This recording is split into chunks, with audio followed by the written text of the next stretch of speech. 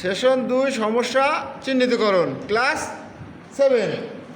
আমরা এখন এই সমস্যা চিহ্নিতকরণের জন্য কিভাবে মাইক্রোসফট ওয়ার্ডে লেখালেখি করা যায় সেটা আমরা এখন দেখব প্রসেসিংটা। তাহলে আমরা কিভাবে করব? প্রথমে আমরা কি করব? হ্যাঁ, মাউসের ডান পাশে ক্লিক করব। ডান বাটন ক্লিক করার পরে কি আসছে? একটা মেসেজ আসছে না? আসার পরে আমরা কিছু করব, নিউতে কারসারটা রাখবো। নিউতে কারসারটা রাখবো। লেখা রাখার সাথে সাথে দেখো আমাদের কি এসছে? অনেকগুলো অপশন এসছে না?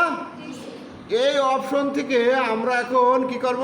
দেখো দেখো আমরা নতুন যে একটা বক্স আসছে, আসার পরে কি হয়েছে? এখানে কম্পিউটার যে যে প্রোগ্রাম সফটওয়্যার আছে সবগুলোর নাম আসবে। সফটওয়্যার যে যে প্রোগ্রাম আছে সবগুলোর একটা নাম আসবে। এখন এখান থেকে আমরা কি করব? মাইক্রোসফট ওয়ার্ড ডকুমেন্টে